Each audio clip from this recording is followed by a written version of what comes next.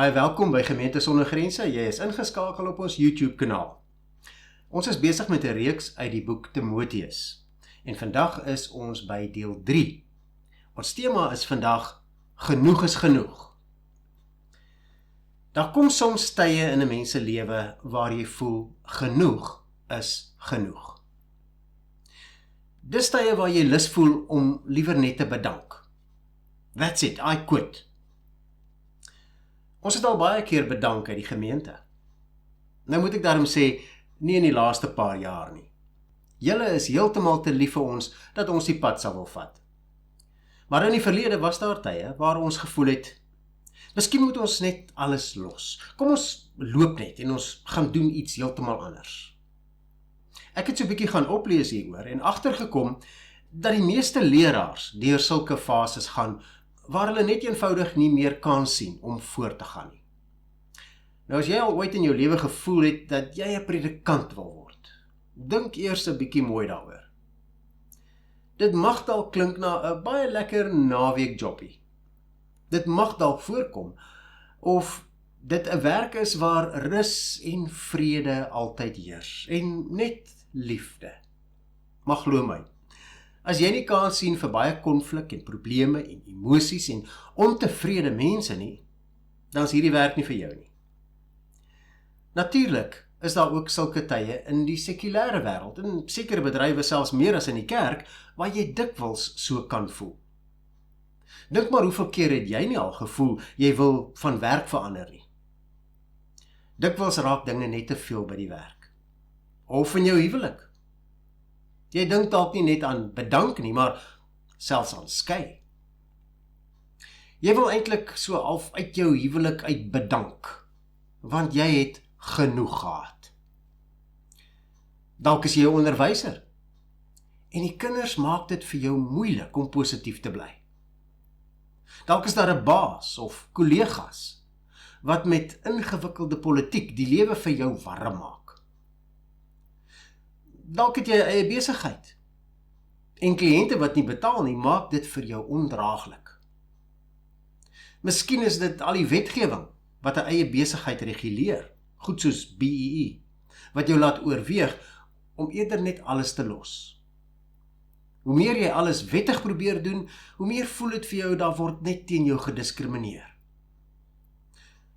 Daar is geen bevorderingsmoontlikhede nie, net oor wie jy is.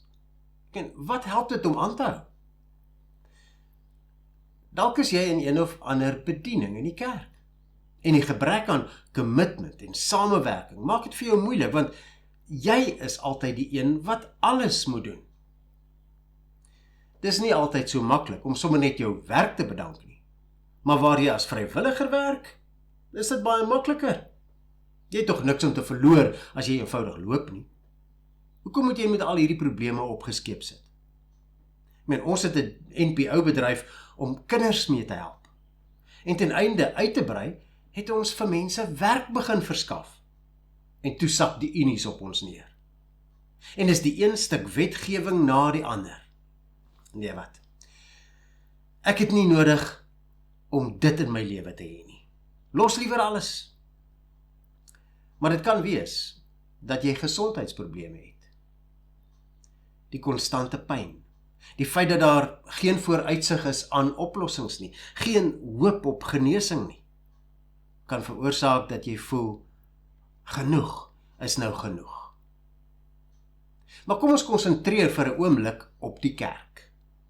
Paulus skryf aan Timoteus, en hy val sommer so dadelik met die deur in die huis. 1 Timoteus 1 vanaf vers 3. Soos by my vertrek na Macedonië toe, dring ek nou weer by jou daarop aan, om in Efese te bly. Daar is sekere mense wat vals leerstellings versprei, en jy moet hulle dit verbied. Hulle moet hulle nie met verdigsels en eindelose geslagsregisters besig hou nie. Sulke dinge gee eerder aanleiding tot twisgesprekke, as dat dit die vorming bevorder wat God deur die geloof gee.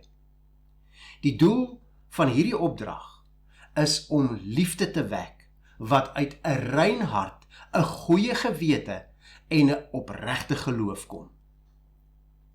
Nou in Handelinge 20 vers 1 lees ons dat Paulus vanaf Efese na Macedonië toe vertrek.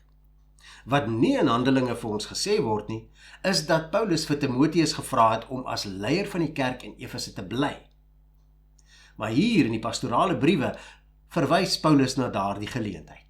En hy gee ook vir ons die rede waarom hy wil hê dat Timoteus daar moet bly.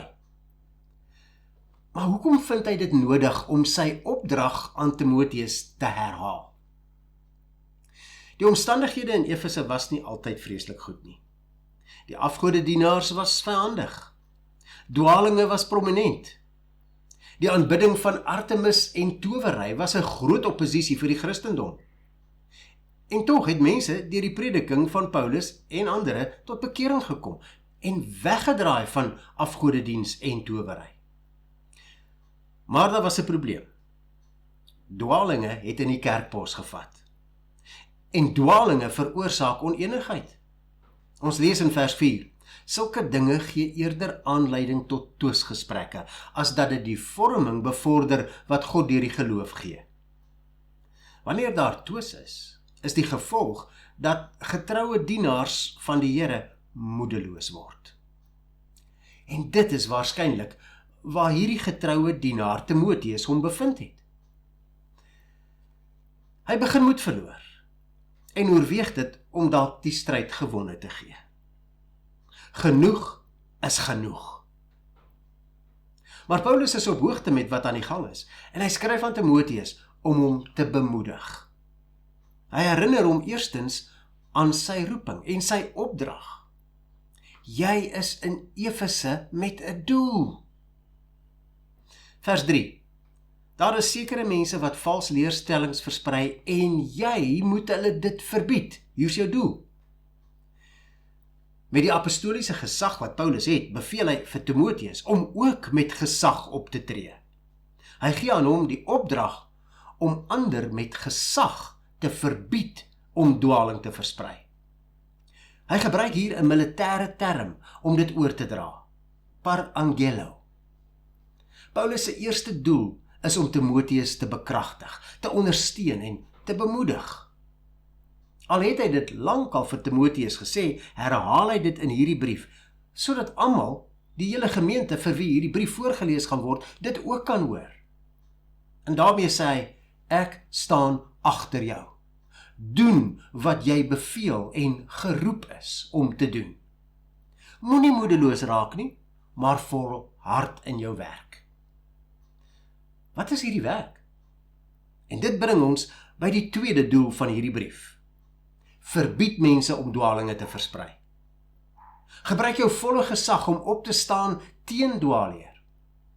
Paulus sê eintlik vir Timoteus, Timoteus, jy is nie 'n braaibroodjie nie. Jou werk is nie om altyd almal tevrede te stel nie, net braaibroodjies doen dit. Dit is geweldig belangrik om dwaling te bestry, dwaling te verhoed en dwaling uit te roei.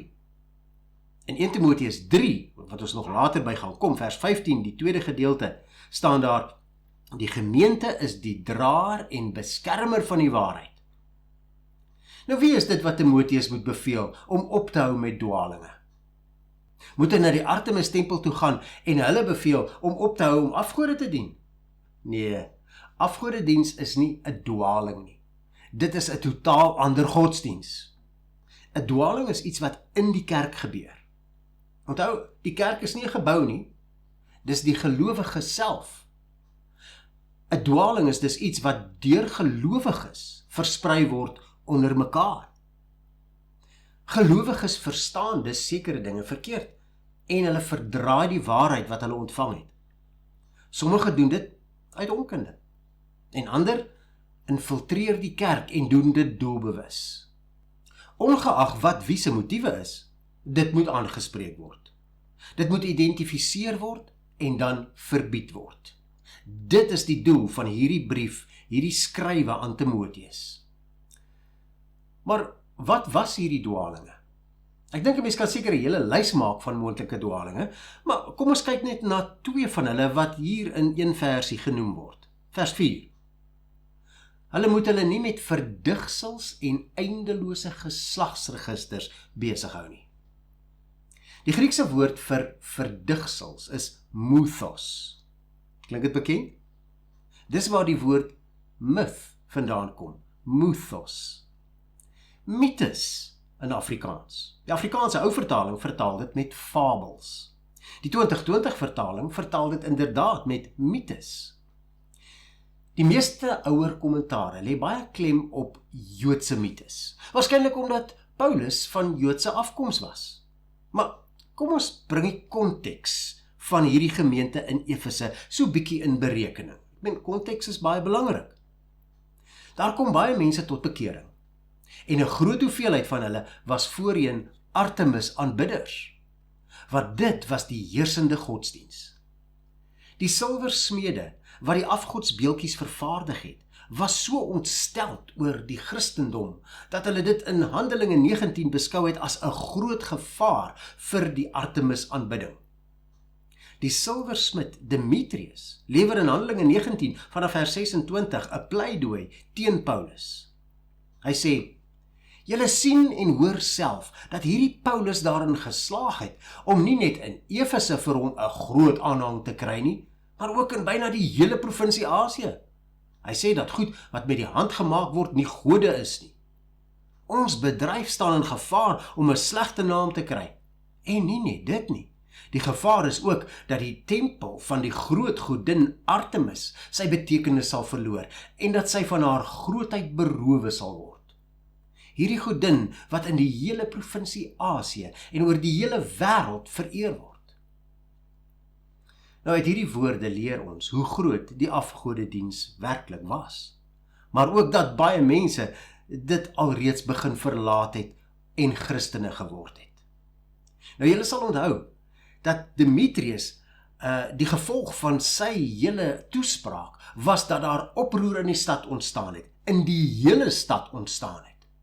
Want jy sien, dis hoe groot die Artemis aanbidding was. Uiteindelik moes Paulus vlug voor hierdie mense, hulle wou hom doodmaak. Hierdie hele Artemis aanbidding was gebaseer op verhale, mythes, wat deur skrywers soos Homerus en Callimachus en Euripides geskryf is. En jy kan dit vandag nog gaan lees. Dit was verbeeldingsvlugte, blote stories, wat die Grieke en die Romeine vir die waarheid aangesien het. Om die mythes waarvan Paulus hier praat te beperk tot bloot Joodse fabels, sou baie kortsigtig wees, as ons in ag neem hoe groot die Artemis-kultus in daardie tyd was. Natuurlik sluit dit nie die Joodse mythes uit nie, en daarom is dit goed dat Paulus nie Artemis se naam direk noem nie, want dan kon die ander dwaalleraars hulle self heel gemaklik verontskuldig het. Die tweede ding wat Paulus noem is geslagsregisters. Nou daar's niks fout met geslagsregisters nie, en die Bybel het baie van hulle. Maar dit is so maklik vir mense om hulle self te begin aanmatig, omdat hulle van sekere afkoms is. Dit was die gebruik onder die Jode, maar selfs die Grieke het daarop geroem dat hulle van sekere afkoms was, en daarom meer spesiaal as ander mense is. Baie van hulle het hulle afkoms teruggevoer tot by een van hierdie Griekse gode. En die Jode het dit weer gedoen na een van die aartsvaders toe. En so ontstaan stryery oor wie nou eintlik belangriker is as die ander. Nou hierdie is maar net 2 dwalinge wat Paulus hier in 1 versie vermeld. Ek het meer gesag as jy, en daarom moet daar eerder na my geluister word. Wat veroorsaak sulke dwalinge? Stryery. Die 2020 vertaling noem dit sinlose argumente. En dit dien nie tot stigting nie. Dit bevorder nie God se plan wat hy met hulle het nie. Die geloof, die evangelie, het 'n doel met ons almal. En hierdie doel word nie bevorder deur hierdie dwalinge wat stryery veroorsaak nie. Wat is die doel van die geloof? Wat is dit wat God in ons wil bereik?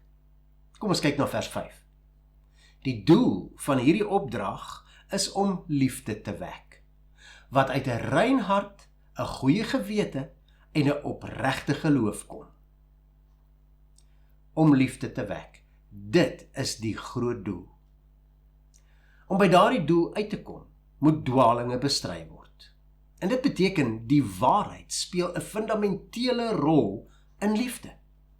As ons regtig waarlik wil lief hê, moet ons by die waarheid begin. Moet ons dwalinge beveg. Want waar kom ware liefde vandaan? Uit 'n rein hart, uit 'n goeie gewete en luister, uit opregte geloof. Wat is 'n rein hart? God alleen kan sien wat in elke hart is. En hy weeg ons motiewe op. As ons net uiterlik op 'n liefdevolle manier teenoor iemand optree, maar ons innerlike motiewe is selfsugtig, is ons nie regtig liefdevol uit 'n suiwer of rein hart nie. 'n Rein hart het suiwer motiewe. Maar wat is 'n goeie gewete?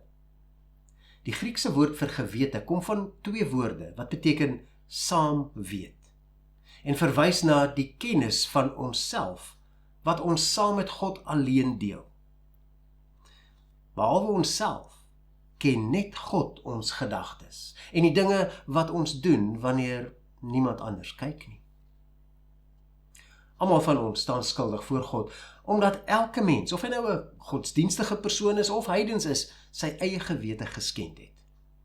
Die enigste manier waarop ons 'n goeie gewete kan hê, is om God te vra om ons te reinig, op grond van ons geloof in Jesus Christus, wat vir ons gesterf het, vir ons sondes gesterf het, en opgewek is, sodat ons voor God reg kan wees, regverdig kan wees. As ons so gereinig is, dan leef ons so, dat ons 'n skoon gewete sal behou, beide voor God en voor mense.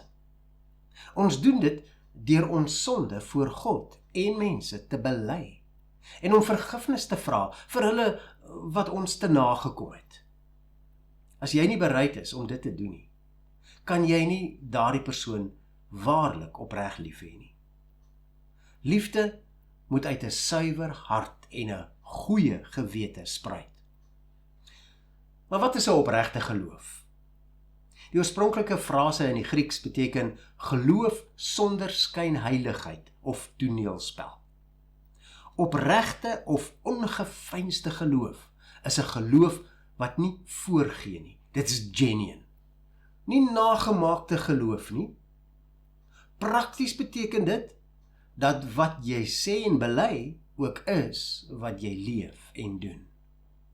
Jou belydenis en jou dade stem ooreen. As jy so opregte geloof het, dan sal jy ook jou sonde voor God kom bely en sodoende 'n goeie gewete voor hom hê. En dit lei weer op sy beurt na 'n rein hart. En daaruit spruit ware liefde. Die vraag wat jy vandag moet beantwoord is: waar staan ek in hierdie stryd teen dwaalleer? Is jy uitgelewer aan die gevolge van dwalinge? Of anders gestel, voel jy die effek van onenigheid? Ervaar jy liefdeloosheid, spesifiek in jou gemeente? Is jy dalk vandag op 'n plek waar jy net eenvoudig moedeloos is? Dalk het die gedagte al by jou opgekom om net eenvoudig niks meer met die kerk te doen te hê nie. Maar dan moet jy ook jouself afvra, is ek nie dalk die een wat bydra tot hierdie striweling nie? Is daar dalk dinge wat jy probeer afdwing by ander gelowiges, en hierdie dinge is nie noodwendig Bybels korrek nie? Veroorsaak dit striweling omdat ander nie met jou saamstem nie? Dalk is jy die een wat reg is en al die ander is verkeerd. Maar hoe bereid is jy om op 'n liefdevolle manier in gesprek te tree daaroor, met 'n openheid om oortuig te word vanuit die Bybel? En as daar meer as een moontlike verstaan van 'n saak is, hoe bereid is jy om ten spyte van jou verskille mekaar in liefde te behandel? Natuurlik is daar nie net in die kerk soms onenigheid nie, maar ook in die wêreld. Die verskil is dat ons, as deel van die kerk, 'n handleiding het en 'n plan het om sulke dinge te kan hanteer. In die wêreld is dit veel moeiliker.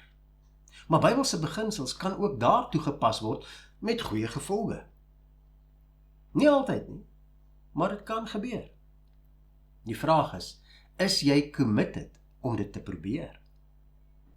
Wanneer jy op daardie punt kom waar jy voel dat jy eenvoudig wil handdoek ingooi. Onthou eerstens, jy is nie 'n braaibroodjie nie. Jy kan nie almal tevrede stel nie.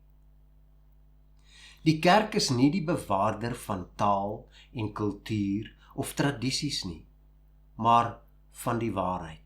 En daarom moet die kerk ook nie mense probeer tevrede stel met sulke goed nie. Onthou Timoteus 1 vers 3 vers 15. Die gemeente is die draer en beskermer van die waarheid, die bewaarder van die waarheid, nie taal, kultuur of tradisies nie. In die kerk is ons ook nie in die besigheid om almal gelukkig te hou nie. Daar's een persoon wat ons moet gelukkig hou. Ons fokus is eerstens op Jesus Christus.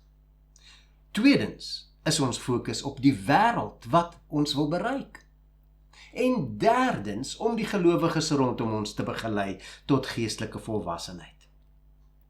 As die kerk die draer is van die waarheid, dan het ons die verantwoordelikheid om hierdie waarheid uit te dra na die wêreld toe. Maar ons het ook nodig om gelowiges te leer in die waarheid, sodat ons almal kan vasstaan in die waarheid.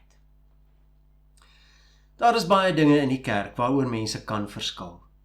En daar's baie dinge waarvan sommige mense nie sal hou nie.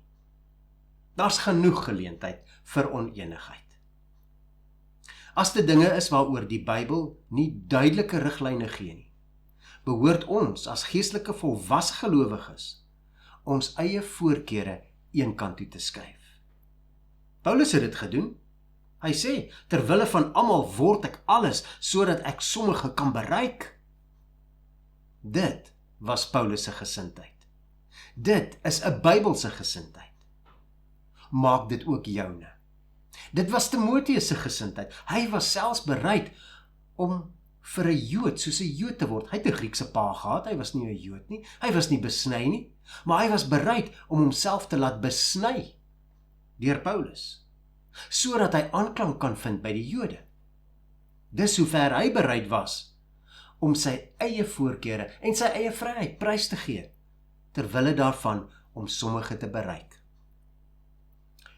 Ignoreer die dinge wat verdeeldheid kan veroorsaak en fokus op die waarheid van die woord. Kom ons ondersoek onsself hierdie week. En as jy agterkom, jy's moedeloos en genoeg is genoeg, skep dan moed, want jy is vir 'n taak geroep. As jy raak sien dat jy deel is van die probleem, van twisgesprekke, roep dan uit, genoeg is genoeg, van nou af fokus ek eerste op Jesus, en nie op onbybelse dinge of onbenullighede nie. Mag die Here ons elkeen hierin help. Mag hy vir ons die krag en die onderskeidingsvermoë gee, sodat ons kan sien wat werklik saak maak, en dat ons daarop sal fokus. Amen.